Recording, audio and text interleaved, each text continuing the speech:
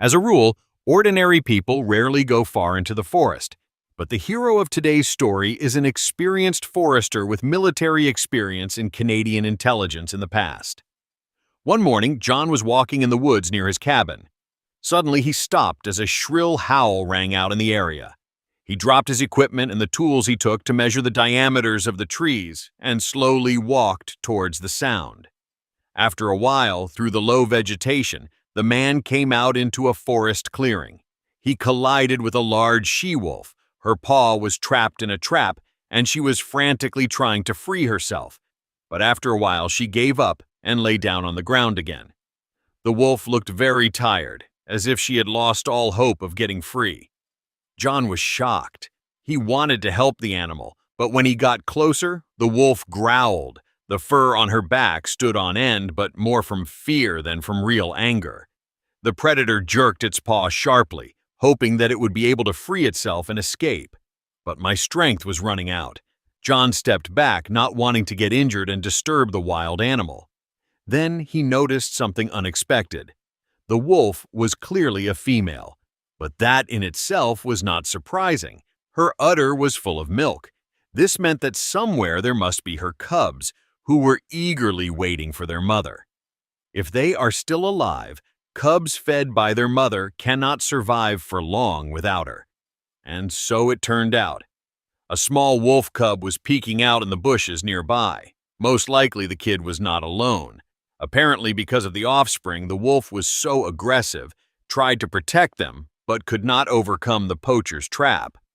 If John wanted to save the cubs, he needed to act quickly, but he couldn't approach the she-wolf for fear that she might harm him.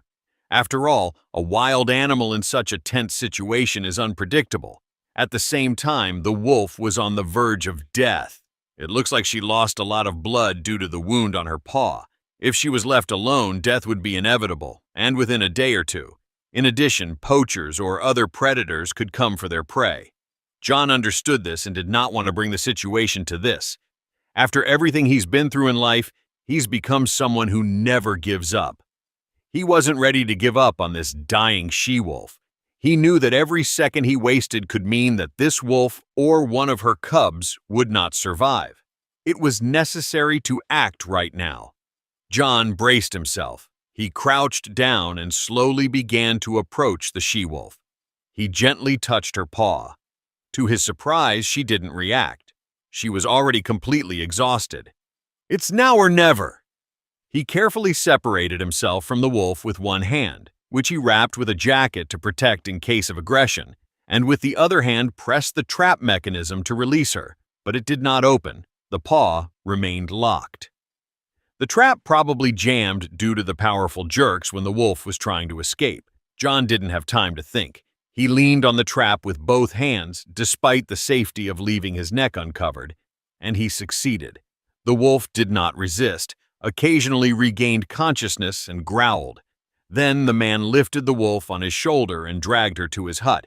She was only a few hundred meters away from him, but it still took almost 20 minutes to carry a fairly heavy predator through the snow. He put the she-wolf next to the bourgeoisie. The animal was already close to hypothermia. While the cabin was warming up, the forester was able to examine the wounds of the beast, which he then washed and treated with his pharmacy kit. John had a medical treatment course during his military service, so he knew exactly what to do. The wolf's paw was badly injured, but fortunately not broken. If the man had waited longer, the wolf would have definitely lost a paw, and most likely would have just bled to death. But even without a paw, a she-wolf can't survive in the wild. Now the man hoped that he could save her life and save her paw. The predator gradually began to show signs of life. When she growled at him again, he knew she was going to be okay. She needed time to recover, but knowing that she would recover soon, John decided to carry her out of the house onto the veranda. I put a warm rug in there and put a bowl of water, and then he carried out the rescued animal. After he took care of the mother wolf, John went in search of her cubs. But where should he start to find the cubs' lair? Cubs should not be far away, because usually the wolf does not stray far from them. Due to his experience in scouting and working in the forest, He had the habits of animals and the skills of a tracker. To begin with, he returned to the place where he found the wolf and carefully examined the snow around, finally finding what he was looking for: small footprints. It was probably the same wolf cub that got scared at the first meeting and ran away. After following the tracks for a short time, the forester came to the right place. It was a hidden place at first glance. Hoping that it was a shelter with cubs, he gathered his willpower and tried to attract them. However, the cubs were trained to stay inside until they heard their mother. John was adamant and did his best. He tried to imitate the howl of a wolf, but nothing happened. He tried again, but still nothing happened. He was just starting to wonder if it was dangerous to enter the burrow when suddenly a little wolf cub jumped out. He was starving, so he was probably willing to risk going out without his mom.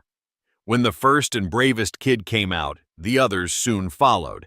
Knowing that he would not be able to carry all 4 of them, he carefully placed them in a bag and closed it. John needed to check if there were any more cubs in the burrow. Sticking his head in a wolf's hole was never a good idea, but the idea that he could leave one of them was unacceptable. The man lay down on his stomach and crawled inside a little. Fortunately, it wasn't as deep as he had imagined. John shone his flashlight, but there were no other wolves in sight. Now he could leave with a clear conscience, knowing that there were no cubs left in the burrow. He took the bag of cubs and returned them to their mother. When John opened the door to the veranda where the wolf was sleeping, the puppies whined. The man put the open bag on the floor and the cubs flew out. Their mother heard the voices of her children and got up on her paws. Her eyes were wet as if she had been crying from a meeting she had not expected. There was no negative reaction, growling, or attempts to attack the man, but he still left the puppies next to his mother and went into his room, peeping at them through a crack in the door. John hoped his scent wouldn't alienate his mother from them. The cubs recognized their mother and ran to her. She sniffed them, and John froze for a moment, holding his breath. She recognized them. The experienced adventurer was happy to tears when she started licking the cubs. She lay down, and soon the little wolves began to drink her milk with pleasure. The wolf spent some time with John and was getting better. The man only brought meat once a day and changed the water, while the door to the street was open. Soon the wolf was able to get up and even walk with a limp. A few days later, in the morning, she loudly called her cubs. They all got up and followed her. John realized that they would be gone forever. The man went outside and looked after the departing family.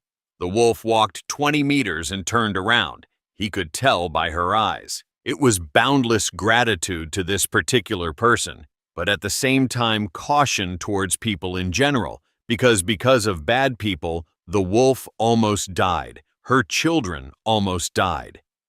John never saw the pack of predators again, but he knew that 4 young wolves and a she-wolf were living somewhere now and might even be remembering their savior. Animals, unlike humans, never forget their rescuers and recognize them even after many years. This incident spread to many local newspapers in Canada, and John became almost a hero in his town. The man described this extraordinary case in detail to the media, but from time to time he is asked to plunge back into his memories and tell them again at the round table. If this story affected you as much as it affected us, then please support us with a like and subscribe to the channel.